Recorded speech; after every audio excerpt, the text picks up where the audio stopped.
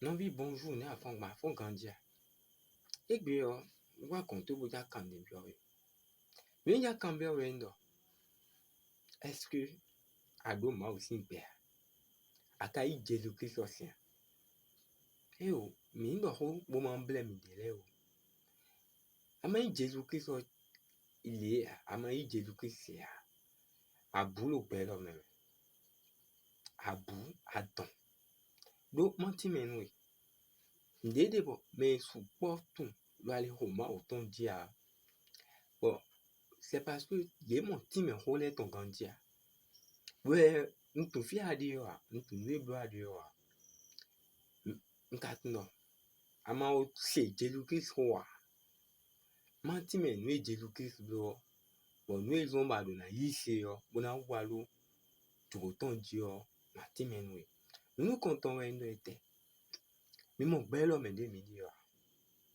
Bel homme de midi yo a o viwe. Doit check pipa ton doté. Pour pas ten bel homme. Iye we lo bel izan.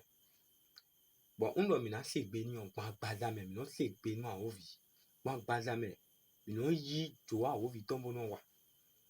On doit meni kosin a ovi sin kan beji yo. No po si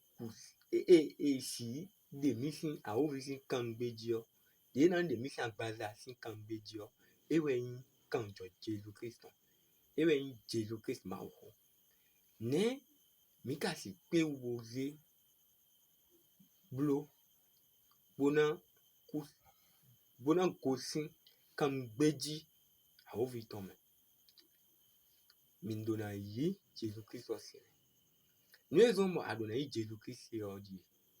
À mon bel homme, à quoi à la couleur pas la même. Ani dans tout pour puis botter pour le pas. Bon, ani dans tout moi à quoi la base la même si à base on a y coble qu'on a y étant. Mais bigo mao ton.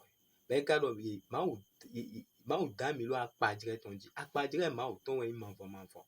E non kuwa, e non vo. Bigo eni we lo mi. Donc moi man kado gbe mao ton. E bro ayin ndida mao ton ayin. Mais ayin mao via. Do mao vi e we non do gbe mao ton. We tu aka na yin mao via lo na Jésus Christ. Bo na yin mao vi. Do Jésus Christ yin menu konton de yin mao vi yo. De mao sese do. Be kale yin ho mao ton. A ho je se. Donc moi ku gudo o. Wenu mao na lo we dan me lewe. We dida mao ton wenu. Ina fon ani don pe. Bona ka ho bi elo. Bona lo. Mwe de a wa gbe lo me de a yi wa yi ho lo me. Beta do. We su me ma tenan do ho. Wa ni don pe na o ho. Me abule pi fi we su.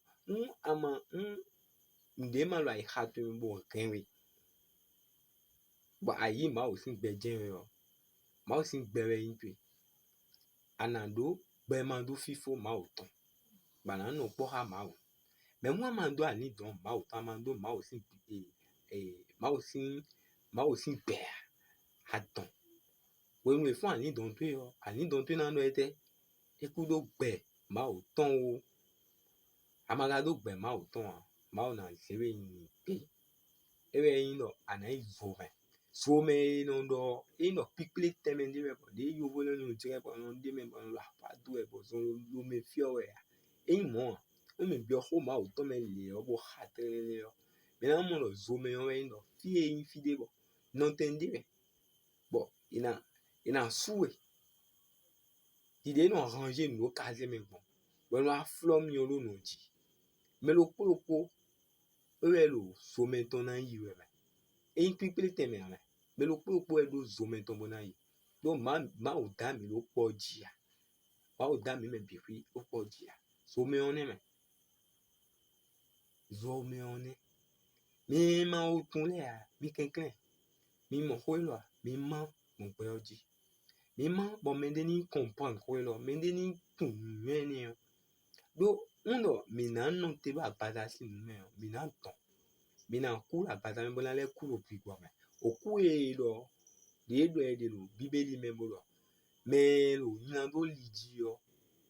O ku ku en le ton ku de do edio en ku agbada me ton me bi ku na ku me ma ovi ku o enu enya wa jije nu ma ovi le be pourquoi parce que ma o kon mi comprends pas mais nous ka ngi lo ho me ma o kele be tu me lo ku si ai ha bo tu me na i kon ton po me ma na i kon ton po lo mi me do mi ma ovi le apa ho vu ne me apa ho do ndio lo po ten po mo Jésus Christ yi Jésus Christ yin pe ma o ton bo bon kan jo ton me ana le ti puis nous rewe lo te nous zon ba ni do ma o kan jo we na closing na to me na closing bi o agbada to me bo ana do ye ma o ton lo we me do wa yi Jésus Christ ye ma o ton lo wa me me be no kun me nbe ni wa do jo ma o ton ji nbe ni duro agbada ji ni duro jo agbada me ton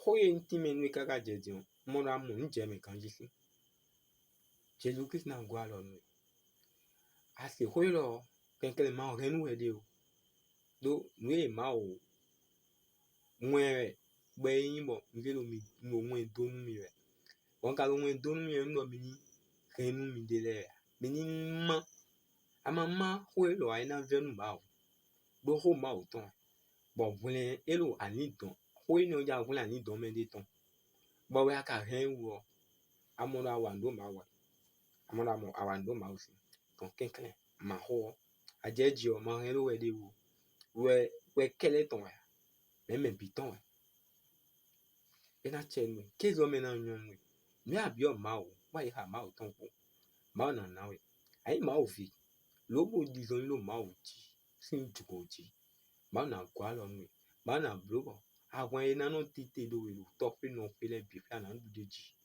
ape na ran we ya ape we nu e yan pada me sin de mi na blo bona de no pe lo me e wo ape o e nu bo mi me yin ma o fi le o a o vi no ya zon wa lo ali ho no jinu mi ba pe no a fi o mi nu mi me n bi o de no kan yi ho lo me angeli no ya zon wa ene le o bi o nve ma o lo me de gbe ko so nkun ko pe lo bo so nkun we lo ma o na hu ali ene le ni ali mi to na hu kan jo Jésus Christ na vi lo mi ta me ke lo me na nyon ina chenu